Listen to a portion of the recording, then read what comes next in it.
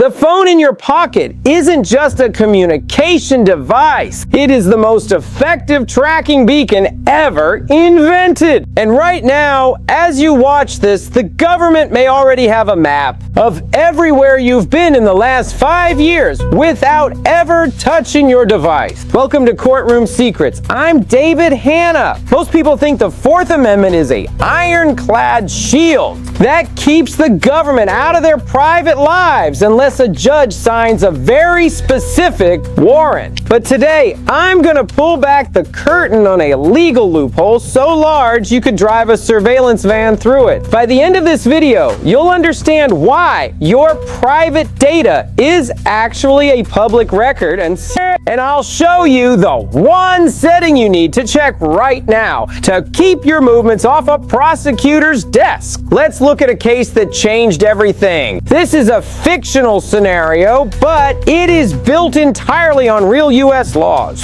and the very real ways federal agencies are currently bypassing the Constitution. Meet Sarah. Sarah is a 29-year-old nurse in Denver. She's never had so much as a speeding ticket. One evening, Sarah is walking her dog past a local government building. Unbeknownst to her, inside that building, a high-end server was stolen just an hour earlier. Sarah doesn't see anything. She doesn't hear anything. She goes home, makes dinner, and goes to sleep. 2 weeks later, federal agents are at her hospital with handcuffs.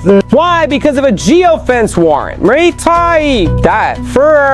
That's it. The police didn't have a suspect. They didn't have a description. So they asked a judge to order Google to turn over the ID of every single person whose phone pinged a cell tower within 100 yards of that building during a specific 2-hour window. Sarah's phone was on that list. Now here's where the story gets chilling. Because Sarah was in the digital perimeter, the government didn't just look at her location. They used that data to get a secondary warrant for her search history, her private messages, and her photos. They weren't looking for Sarah. They were looking for anyone who fit a profile. And because Sarah had recently searched for how to sell electronics because she was cleaning out her closet, she became suspect number 1. You might be asking, David, how is this legal? Well, it all comes down to something called the Third-Party Doctrine. This is a legal rule in the U.S. that says if you voluntarily give your information to a third party, like your cell phone provider, your bank, or an app developer, you no longer have a reasonable expectation of privacy under the Fourth Amendment. Think about that. Every time you agree to terms and conditions, you are essentially waving a white flag to the government. You aren't giving your data to the police, but you are giving it to a company, and the police can often buy that data or subpoena it with much less effort than it takes to search your house. It's like leaving your diary on a park bench and then being surprised when the police read it. By the way, if this is opening your eyes to how the law actually works in the digital age, do me a favor and hit that like button. It really helps us spread this awareness to people who still think their data is a secret. So back to Sarah. She's in an interview room and the agents are asking her why she was outside that building. She tells the truth. I was walking my dog, but the agents show her a map. It shows her stopping for 3 minutes right near the side entrance.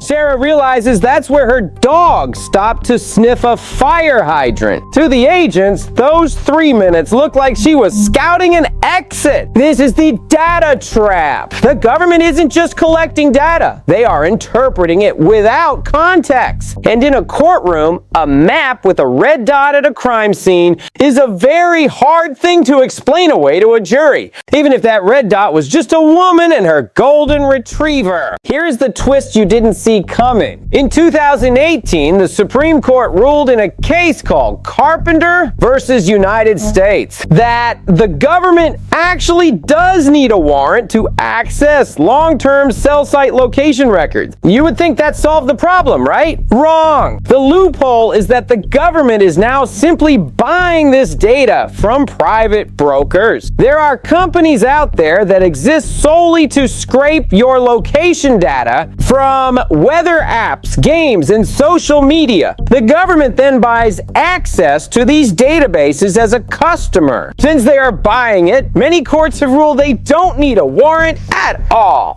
It is a complete end run around the Bill of Rights. So, what should you do? If you are ever confronted with data like this, remember, do not try to explain the dots on the maps.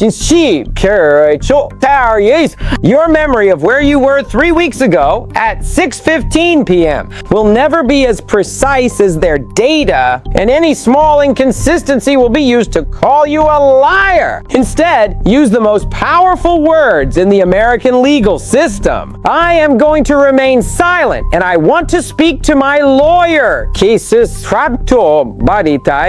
Also, go into your phone settings right now, look at your location services. If an app doesn't absolutely need your location to function, turn it off. If you don't need significant locations on, clear that history and disable it. You are essentially pruning the digital trail that could one day be used to tell a story about you that isn't true. Subscribe to Courtroom Secrets, because in this world, what you don't know about the law isn't just a mystery, it's a liability. We're here to make sure you stay informed and stay protected. The truth is, the government doesn't need to break down your door to see into your life anymore. They just need to look at the servers you've already filled with your secrets. Be careful what you share with the world, because the world is always taking notes. I'm David Hanna, and I'll see you in the next one. In 3 GTR Sorry. In our next video, I'm going to show you a case where a single word spoken during a traffic stop changed the entire verdict of a multi-million-dollar trial. You won't want to miss it.